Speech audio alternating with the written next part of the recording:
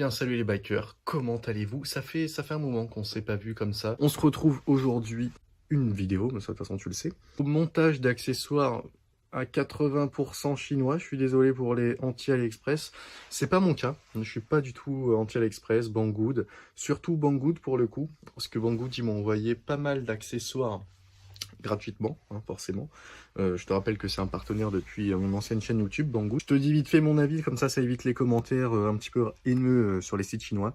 Moi, personnellement, pour les pièces qui ne sont pas de sécurité, j'ai absolument rien contre les sites chinois. C'est-à-dire que je vais pas te mettre, par exemple, des disques chinois, même si mon pote Bike to Dream en a déjà mis sur sa moto, si je dis pas de conneries, et il est toujours vivant, et sa moto aussi. Donc, c'est peut-être possible. Après, personnellement, même avec son retour, j'irai pas jusqu'à le faire sur ma moto. Par exemple, la XR, les clignotants, c'est chinois. J'ai acheté quelques trucs à l'Express. Ce qu'on va faire dans un premier lieu, c'est que je vais te présenter tous les accessoires qu'on va monter sur cette Harley Davidson. Donc, tu l'as vu, c'est le 1200 Roadster dont on parle.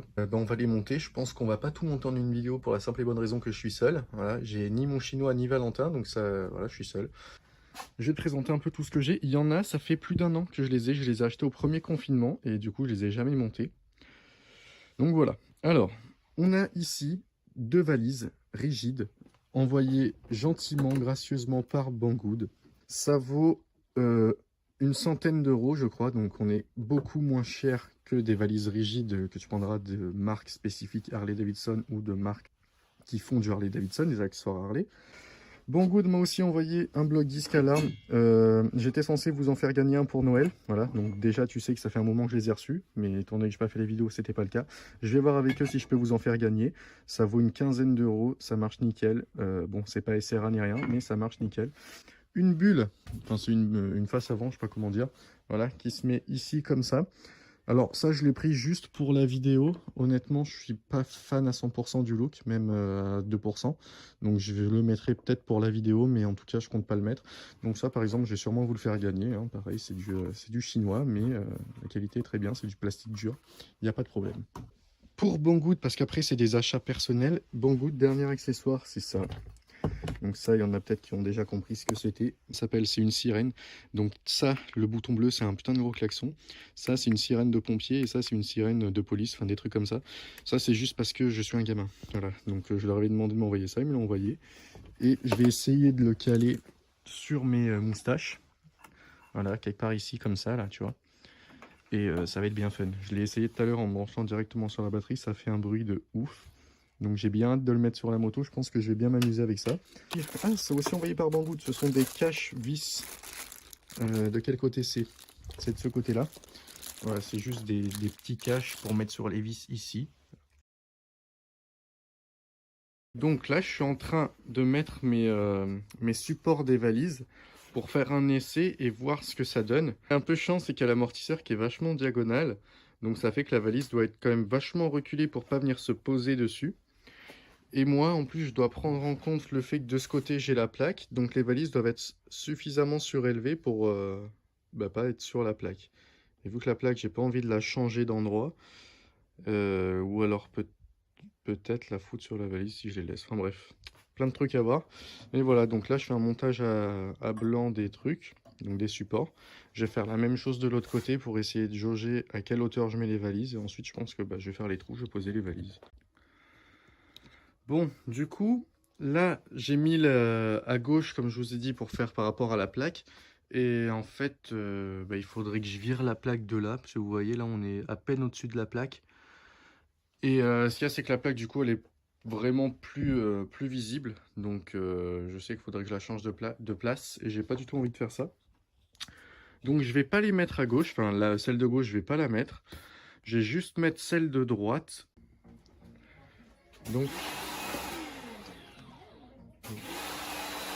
Donc voilà le résultat. Ça fait sympa, c'est du détail. Mais c'est un petit truc en plus.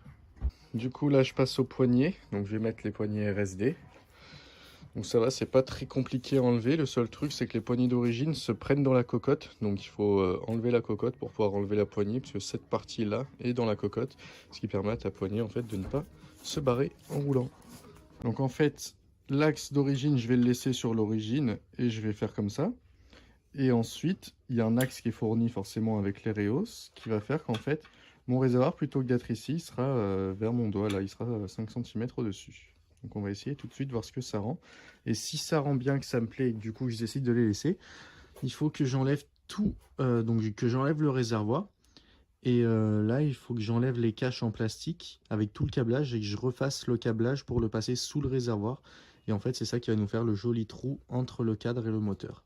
Et voilà ce que ça donnerait avec mes Reos, donc qui se situe ici. Là, j'ai mis un petit axe et en fait, j'avais pas calculé. Le deuxième axe ne passe pas parce qu'il y a le cadre entre les deux. Donc, à moins de percer le cadre, ce qu'il ne faut surtout pas faire, en fait, du coup, il faut que je me retrouve à mettre des petites vis. Donc, c'est pour ça, en fait, qu'il y avait un pas de vis sur la patte. Je comprenais pas pourquoi. Et du coup, ben, moi, comme un con, je les ai virés, les pas de vis. Je les ai percés. Je vais mettre une petite vis et un petit boulon de l'autre côté. J'ai regardé, ça passe. Et du coup, ce qu'il faut que je fasse maintenant, c'est que, en fait, je vais virer totalement le réservoir. Maintenant que j'ai vu que la Reos me va, que je vais du coup les laisser. Je vais enlever le réservoir et il faut que j'enlève tout ce cache en plastique. Et à l'intérieur, tu as tout le faisceau, en fait. Et du coup, le but, c'est soit de faire passer le faisceau dans le réservoir, parce que le réservoir est creusé, puisque de base, il repose sur le cadre. Donc, réussir à tout faire passer sous le réservoir pour, en fait, ici, avoir mon fameux trou entre le moteur et le cadre. Donc, c'est du travail et je vais me mettre sur ça aujourd'hui. Donc, ici, c'est là que mon essence vient être récupérée dans le réservoir. Donc, tu vois que maintenant que le réservoir n'est plus tout à fait plat, par exemple, l'essence qui se trouve ici, donc tout ça, comme ça, je pourrais plus l'utiliser. Donc là, vu que j'ai rehaussé pas énormément le réservoir, je pense que je dois perdre grand maximum 1 litre. Et honnêtement, je pense même pas que je perds 1 litre. Par contre, ceux qui font des rehausses beaucoup plus hautes, par exemple de 10 cm, tu perds ça. Donc forcément, quand tu perds ça, tu perds 2 voire 3 litres. Et là, ça devient tout de suite autre chose. Et tu perds facilement une cinquantaine de kilomètres, voire plus, si jamais tu rehausses encore plus ton réservoir. La dernière fois que j'ai enlevé le réservoir, j'avais enlevé la pompe parce que c'était pour l'emmener en peinture. Et j'avais zappé qu'en fait, tu as un câble, donc ici, qui doit être le câble de la jauge essence. Il n'y a pas de cosse accessible et là je peux pas le débrancher, donc ça fait que mon réservoir je vais l'enlever, mais je vais devoir le laisser sur la moto. Je peux pas le foutre ailleurs, quoi. Donc ça me fait un peu chier. Enfin, la cosse doit être quelque part là-dessous, mais je t'avoue que je me sens pas de démonter sans savoir. J'ai réussi à enlever les caches plastiques, mais autant vous dire que je sais pas, les ingénieurs de chez Harley ont un esprit assez tordu, mais j'ai réussi. Ça a été compliqué.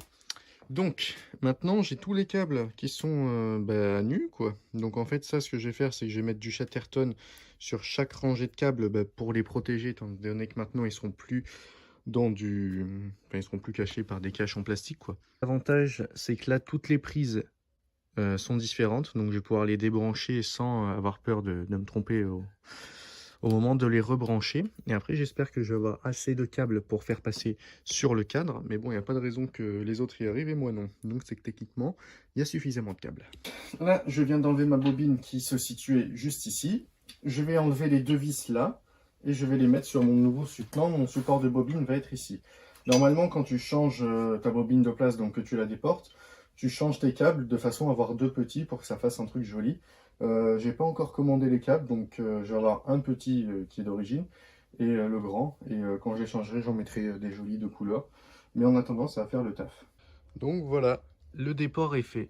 Donc j'ai enlevé les deux vis, j'ai mis mon support et là tu vois, je les ai pas encore serrés pour que tu vois. Tu as juste à resserrer et ton déport de bobine est fait. Donc ce sera quand même plus sympa une fois que j'aurai mis des durites de couleur. Moi je vais en mettre des blanches, je pense. Et ben voilà. Bon, ça c'était pas compliqué. Le plus compliqué, ça va être vraiment de cacher tout ça là. Ça, j'ai pas de diètre et pourtant dans 5 minutes j'y suis. Bon, et bien voilà où on en est. Bon, j'ai pas filmé, hein, comme ça allait plus vite. Donc, chaque partie de câble, je les ai chattertonnés. Donc, histoire qu'ils soient pas nus comme ils l'étaient. Ensuite, du coup, j'ai tout mis ensemble le long du cadre. Donc là, le seul truc qui est un peu chiant, c'est que les cosses sont tous au même niveau. Mais étant donné que le réservoir est bien creusé, il n'y a aucun problème. J'ai fait un essai, ça passe sans souci, sans que j'appuie sur les cosses. Celle-là, je vais peut-être la mettre un petit peu plus comme ça, mais bon, bref. Donc voilà ce que ça donne. Et on a enfin le fameux trou entre le cadre et le réservoir. Donc ce que je vais essayer de faire, c'est que là, ça c'est les câbles des gaz. Peut-être essayer de les monter un petit peu comme ça pour qu'on ait vraiment rien. J'ai essayé en les montant, il n'y a pas de souci. Ça marche toujours, ça me bloque pas la poignée ou quoi. Ce câble-là, il faudrait que je le passe aussi, mais en fait, le truc, c'est comme tu vois, j'ai pas de riselant noir. Donc là, on va dire que c'est en attendant d'en acheter des noirs. Donc je vais pas mettre des trucs encore plus voyants blancs, ça fera vraiment moche. Donc je vais laisser comme ça, et dès que j'aurai des riselants noirs, vu qu'il y en a pour 5 minutes pour enlever le réservoir, j'enlèverai le réservoir et je ferai ça. Mais là déjà je suis content, ça fait sympa quoi. Ça y est, réservoir en place, donc j'ai mis les fixations. Voilà ce que ça donne. Donc la Réos, on le voit quand même à ce niveau-là, parce qu'avant le réservoir était presque à fleur de ponté. Donc là, quand on se met comme ça, on voit quand même qu'elle a été rossée de 5 cm. Mais c'est pas abusé non plus, franchement, moi ça me plaît bien. Après, il faut que je vois en roulant ce que ça donne. Mais déjà, ce qui me plaît, c'est ce fameux trou. Ça fait quand même vachement sympa. Ça fait ressortir le moteur dans le cadre. Et ça fait vraiment cool, quoi. Après, on verra mieux une fois que je serai à l'extérieur, que je pourrai faire des plans de loin. Mais franchement, ça rend bien. Donc, un truc de plus de fait. Maintenant, je pense que je vais passer du coup à la valise, parce qu'au final, j'ai réussi à réparer ma disqueuse. Donc, je pouvais pas le faire parce que je l'avais pété. Donc, je viens de la réparer. Je vais pouvoir disquer les fixations qui sont trop longues. Mettre la valise. Et va falloir aussi que je refasse cette durite. Enfin bref, c'est pas terminé. Je viens de faire la durite, donc je viens de la modifier. Donc j'ai juste mis une durite noire à la place de la durite qui était transparente, donc toute dégueulasse. Alors celle-ci, elle se pince plus facilement quand on l'applique, donc plutôt que de la faire passer sous la pâte ou passer l'ancienne, je la laisse passer par-dessus comme ça. Et de toute façon, honnêtement, ça choque pas, étant donné qu'elle est noire, on croirait presque que c'est d'origine. Il faudra juste que je mette des riselants noirs dès que j'en aurai, parce que ça par contre ça fait tache. Et ensuite voilà, elle passe là-haut, là, hop, elle redescend et tac. Voilà, le trop plein d'huile, plutôt que d'avoir sur le moteur, vous avez ça dans une canette, enfin dans une bouteille pour moi. Bon, et bien ça y est, la valise est en place. Donc franchement, il n'y a rien de compliqué pour la mettre. Donc vous mettez les supports, comme vous aviez vu tout à l'heure, sur les vis qui tiennent le garde-boue. Moi, j'ai monté le sissi bar parce que je voulais continuer à pouvoir mettre mon sissi bar malgré la valise. Et tu vois, ça passe vraiment au millimètre près. C'est pour ça que je l'ai mis, pour être sûr vraiment de ne pas faire un montage, de tout serrer et au final mon sissi bar ne passe pas. Parce que mon sissi bar, j'y tiens, je vais le garder quoi. De toute façon, la valise, je sais qu'elle y va. Honnêtement, je vais pas la garder. Ça fait gros pour tous les jours. Mais je sais que le jour où j'ai un road trip de prévu, je mets cette valise sans problème. Il y en a pour aller 30 minutes à tout casser. Et vraiment en étant long, on va dire, pour la mettre. Mais au moins, voilà, j'ai une valise pour les road trips. Donc l'avantage, c'est que c'est une valise rigide. Donc je peux mettre à l'intérieur des trucs importants, parce qu'elle a l'avantage de fermer à clé cette valise. Donc, tu vois, hop, tu ouvres. Tu as ta valise qui est quand même d'une bonne contenance. Je ne saurais pas te dire combien, mais je dirais au moins 20 litres quand même. Donc les trous, c'est toi qui dois les faire, ces trous-là. Mais ils te vendent des seal and block et ouais, t'as compris le truc. Et avec du caoutchouc qui passe à l'intérieur pour que l'eau ne rentre pas. Donc c'est ça qui est vachement bien. Sur celle-là, tu vois, j'ai mis qu'une vis pour la simple et bonne raison que l'autre, elle est mal placée. Et étant donné que je compte pas l'utiliser pour le moment, ça servait à rien de faire le trou. Tac. Et voilà, ma valise est totalement verrouillée. Donc franchement, je suis content pour le prix. Encore une fois, c'est quand même largement moins cher que si vous achetez des valises rigides de marque Harley ou de marque concurrente, mais qui font du produit Harley, donc forcément, ça a un coût. Mais voilà, franchement, si vous êtes intéressé, je vous rappelle que le lien est en description, comme pour la plupart des pièces que j'ai montées. Donc en tout cas, on remercie Banggood pour l'envoi de ces valises.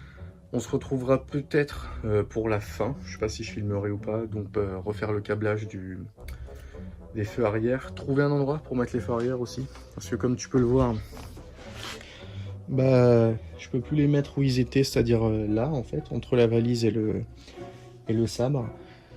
Donc voilà, il faut que je trouve un endroit pour mettre ces fameux feux arrière, que je refasse le câblage, et après normalement on sera bon.